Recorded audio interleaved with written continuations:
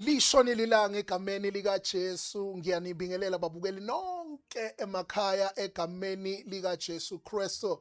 This is your brother and this is your pastor. This is your prophet and this is your apostle SB Mohanedi. Ngiyanibingelela bafethu egameni likaJesu. Ngiyathemba ukuthi kuphi na kuphi la nihleli khona emakhaya kuLwesithathu egameni likaJesu. Nibusisekile futhi simbonga uNkulunkulu ukuthi unigcinile ubude bemi nami ungigcinile. Ngiyathemba la nihleli khona ninethezekile ukuthi nanamuhla sizohlephula izwi likaNkulunkulu. Siyambonga kuNkulunkulu nganalithuba eliyinqayizivele that God has given to us.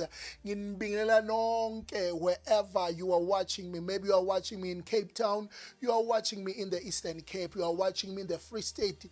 Ngidumela kalibitso la Jesu Eastern Cape ndithi molweni egameni likaYesu. Ngiyanibingelele KZN ngithi sanibonana egameni likaJesu. Ngiyanibingelele eMpumalanga, ngiyanibingelela nani naKangwane ngithi ngiyavusela ngelibitho lenkosi yethu uJesu.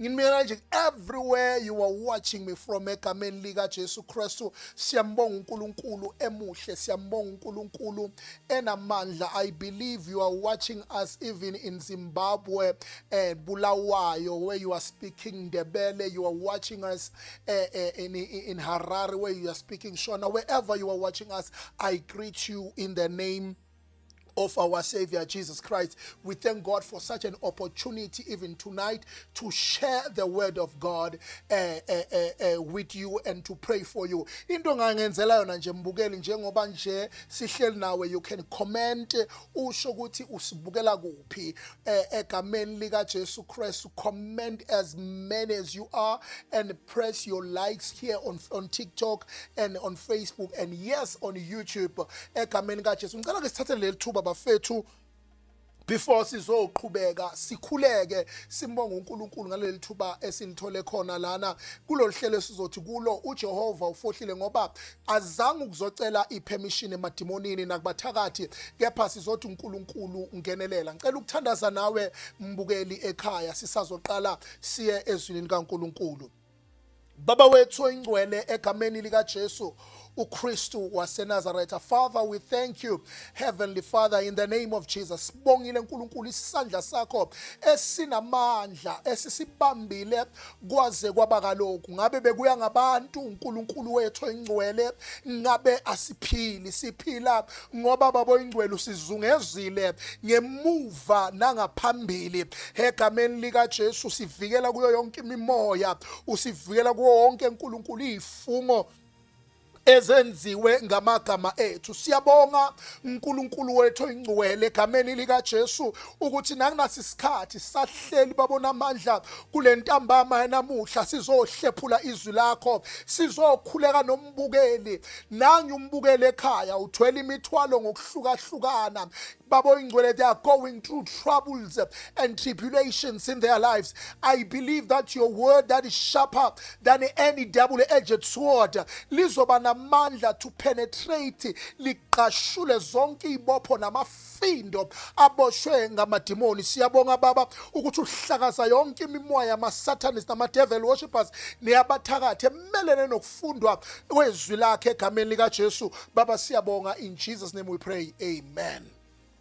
Siyabonga kakhulu ke mbukele egameni likaJesu Kristu njoba ngishilo ukuthi uhleli nayo your brother in the Lord uSB Mohanedi, the apostle and the prophet egameni likaJesu. Sihleli khona la Thulas MTV sizohlephula izwi likaNkulunkulu. Ngicela ke ukuthi mbukele sivule izwi likaNkulunkulu encwadini ngokubhala kaJeremiah chapter 33 verse 3. Izwi ke elihleli kakhulu enhlizweni yami engifuna ukuthi sihlephule namuhla njengoba usangibukela. Jeremiah chapter 33 verse 3 lifuneka kanje, lithi ngibize ngizokuphendula, ngikutshele indaba ezinkulu ezifihlakeleyo. Call unto me and I will answer. Nayi into athi amanrebele iqhakatheke khulu kwamambali. Balulekile lento engifuna ukukutshela yona, noma I want to push you to another dimension where things are possible in your life to happen kulonyaka. Na into engifuna uyibambe ukuthi uNkulunkulu uzokwenzela lento oyifunayo. Angiphinde, uNkulunkulu uzokwenzela lokhu ocelayo. uNkulunkulu leminyango evalekile uNkulunkulu uzoyivula, provided you understand the power of this scripture esithi, call unto me and I will answer.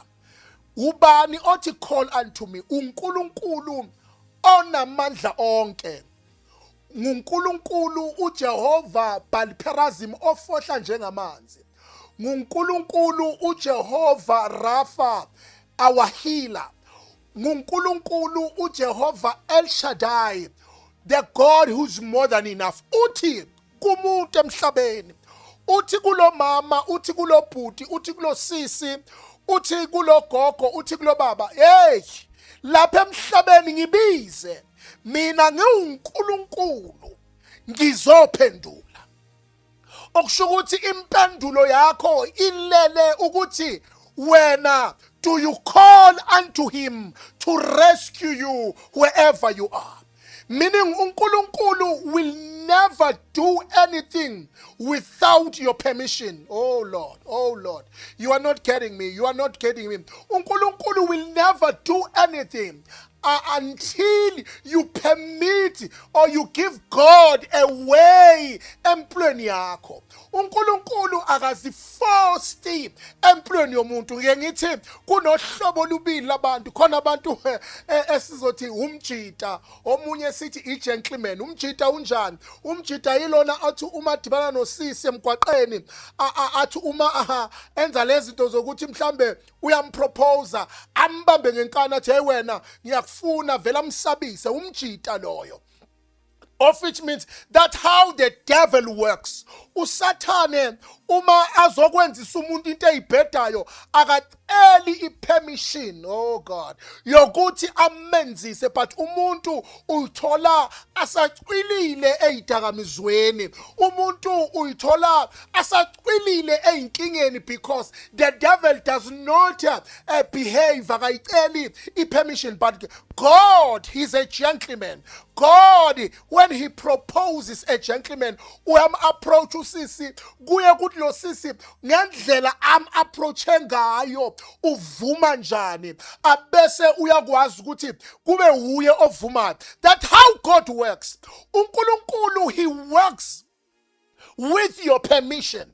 If you permit God in your life, you are permitting ukuthi uNkulunkulu, he must bring deliverance, he must bring healing, he must cast away yonke imimoya yeyifungo nokushwabulelwa ngabathakathi, okushwabulelwa yimfamona ukuthi wena angeke waphumelela.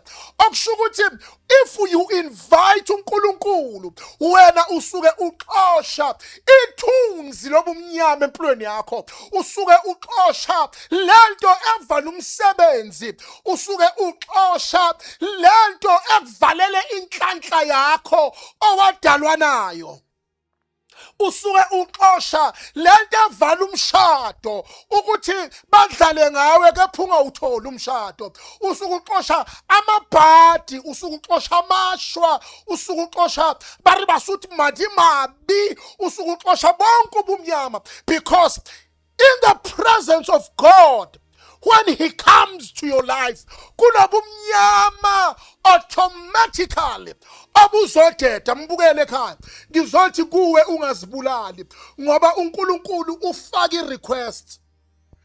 Just imagine God requesting a human being like you and I, uthi ngibize, mina uNkulunkulu ngifuna ukukuphendula.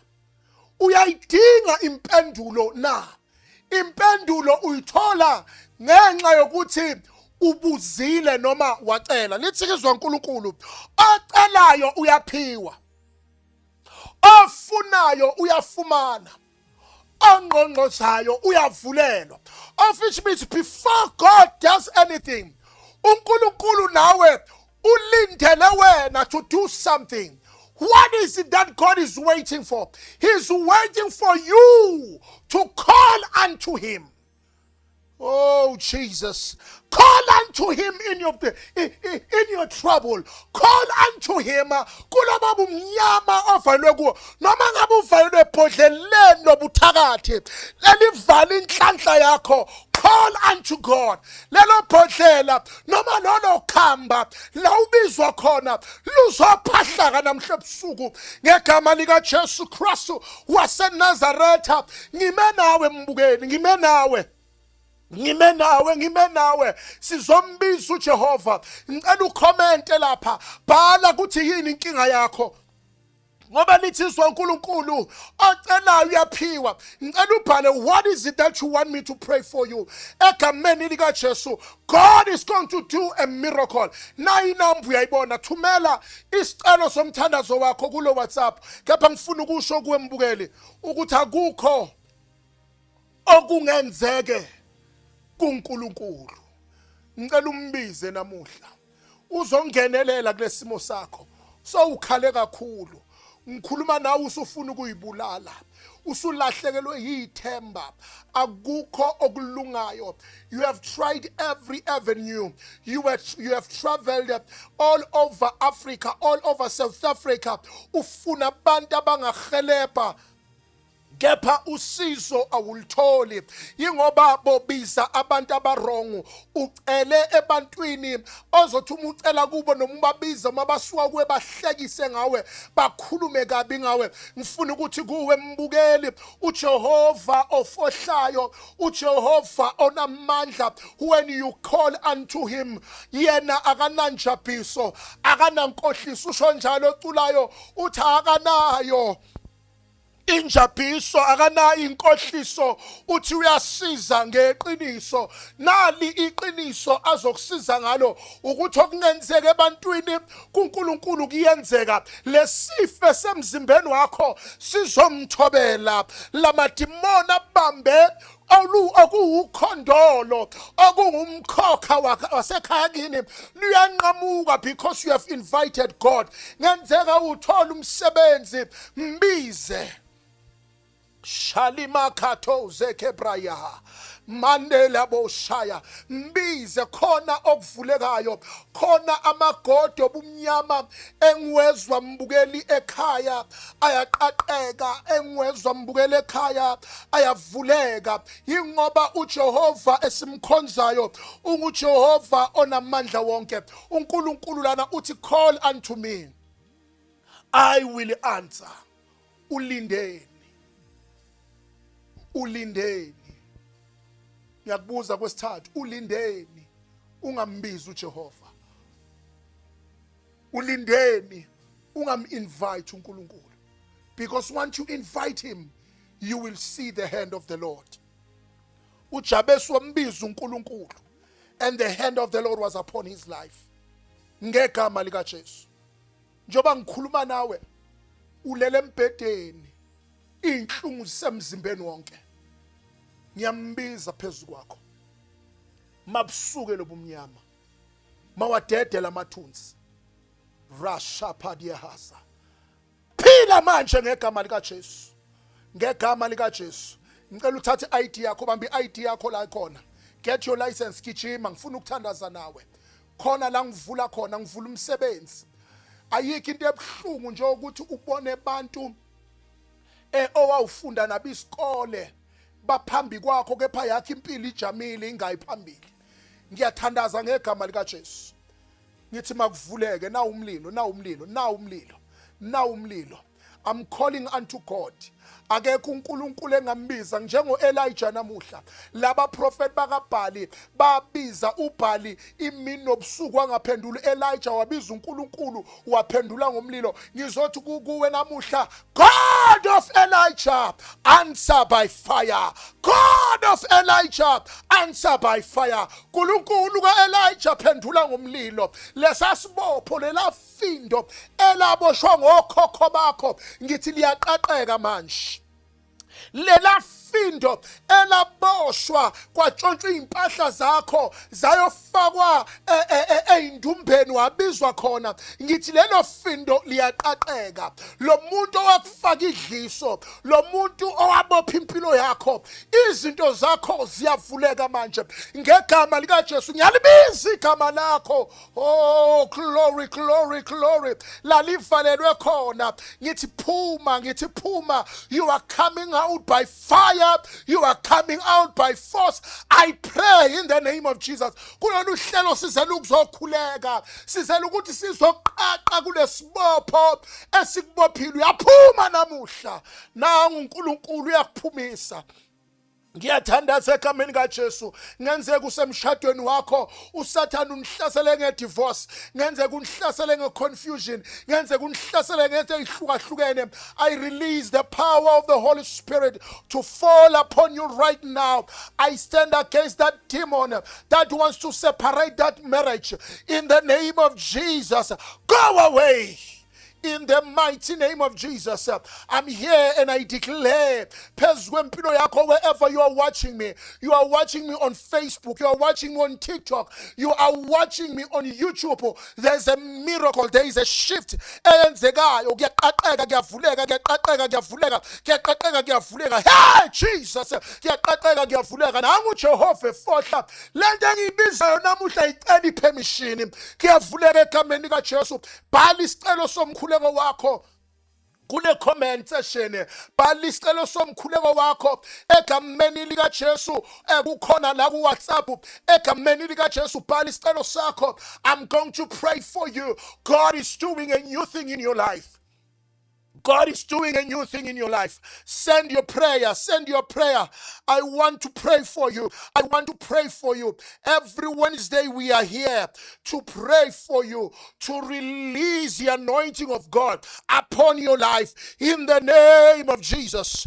Parano zeperianda mbandoria dakasai lebrade kestoria mahasaya lebrato zekebrahanda. As I pray in the name of Jesus, I see a sister who has been suffering for a long time, and the lento say funa ukdala sengathi stroke lampilweni yakho. You have been going through problems. You have been going through problems. uNkulunkulu uthi ngikuthandazele because unamaphilisi amaningi njoba ngikhuluma ahlece. You are having a constant headache, and lento yenza sengathi umzimba wakho esandleni sesinxele ube sengathi ubandwa istroke. I release the anointing of God. You are coming out from that pit of hell. You are coming out from that pit of hell. I am here to tell you, mfethu, dadewethu, mama, baba, uNkulunkulu uthi mbize, ugoqeleni izandla. Ngicela umbize, ngicela uvule umlomo wakho, thandaza nawe, mbize. Egameni kaJesu, thatha ifoni yakho, ngena ekamereni, yiba uhlanya manje, khuleka. Khona into engizi yaqaqeke ezweni lakomoya. There is a release in the spiritual realm. There is a release right now. In the mighty name of Jesus, Holy Ghost fire, Holy Ghost fire, Holy Ghost fire upon your life. Siyambonga uNkulunkulu khona okwenzekile empilweni yakho. Call unto me and I will answer. Mbukele ekhaya, wherever you are watching me from, you are still having me as your brother in the Lord, SB Mohanedi. Egameni kaJesu uNkulunkulu kulolu hlelo uzokwenzela ummangaliso. Naku ke ngicela ukubambe njalo ngabo lesithathu suke sikhona lana emoyeni, ngicela ubukele and tag and press tag. Yini is it tag or share? Yebo, share or tag people to watch this program. Egameni lika Jesu uNkulunkulu uzokwenzela umhlola egameni kaJesu. Sikhona la kuThulas MTV. Please watch our music obusisayo egameni lika Jesu, and just be with us and trust God that God is going to do a new thing in your life. I'm saying trust God that God is going to do a new thing in your life. If uNkulunkulu ngambizi, uNkulunkulu angeka ngenelele esimeni sakho. God will intervene in your life because you have taken a step. Kune step efale sithathwe nguwe, kune step esithathwe uNkulunkulu. God has presented himself to you when into kufanele uyenze sekufanele ukuthi umbize. Ungakambizanga akunamangaliso ozokwenzeka kuwe. uNkulunkulu wenza inkariso mraru because you have stood up and you have decided to call unto him. Uthi uNkulunkulu wenina nonke enisindwayo nanonke enikhathelayo wozani nginiphumuze. That means God has taken a stance sokuthi athi I'm available for you. As God is available, maximize the anointing of God, maximize the availability of God in your life in the name of Jesus. Ngiyathemba mbukeli ukuthi wherever you have watched us, you are blessed in the name of Jesus Christ. I bless you tonight njengoba ubukela lo hlelo kumanje from 7 until this time. You are blessed. Sithumelele icelo zomkhuleko njengoba ubona lana i-email address yethu. Thumela icelo, thumela na kunamba lapha ku 081 2369654, and surely you are going to be blessed. God is going to do a new thing in your life. You are blessed in the name of Jesus Christ. Usayolala ngicela ulale kahle egameni kaJesu. I'm waiting to pray for you. I am waiting to pray for you. I want to see your prayer request on